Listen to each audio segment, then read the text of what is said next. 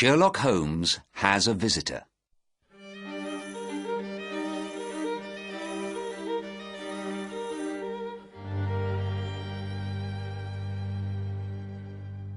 When visitors came to see Sherlock Holmes in Baker Street, they often did surprising things. Sometimes they put their heads in their hands and cried. Sometimes they talked and couldn't stop. And sometimes they just sat there and didn't say a word. But nobody was more surprising than Dr. Thornycroft Huxtable. He was a large man, tall, well-dressed, and important-looking. He came into the room, walked to one of the big chairs, and suddenly fell into it. He sat there, with his eyes closed, looking white and ill. I ran to get some water for him. Then I got my doctor's bag and looked at him carefully. "What is it, Watson?" said Holmes. "He's all right, I think," I said. "He's just very, very tired, and probably hungry too."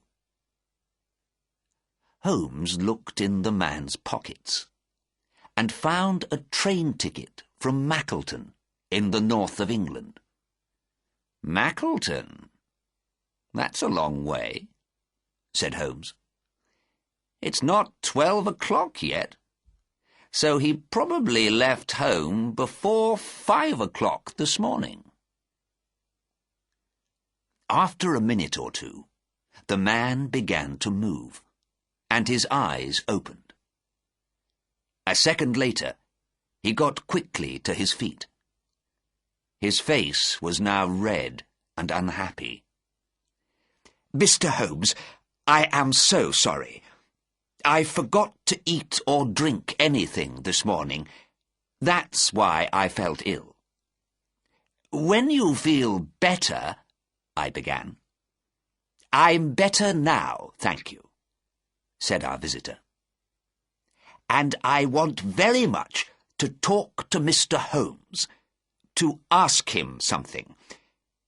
Please, Mr. Holmes, come back to Mackleton with me by the next train." "I'm sorry, that's not possible," said Holmes. "I'm working on two important cases, the Ferrers case and the Abergavenny case. I cannot leave London at the moment." "Important cases?" our visitor cried. "But this case is very important too. You know about the kidnapping of the son of the Duke of Holderness 3 days ago?" "What? The government minister?" "Yes, that's him. So you didn't know?" "It's not in the newspapers yet, that's true. But Sherlock Holmes always hears news before other people, I thought." Holmes went to get one of his books and began to read the page about the Duke of Holderness. Holderness, 6th Duke. Wife, Edith, daughter of Lord Grey. One child, Lord Arthur Saltire.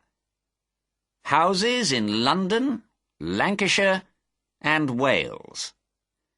Government minister for this, for that, for the other. "Well, well," said Holmes. "He's one of the greatest men in the country." "One of the greatest and one of the richest," said Dr. Huxtable. "I know, Mr. Holmes, that you don't work for money. But I must tell you this.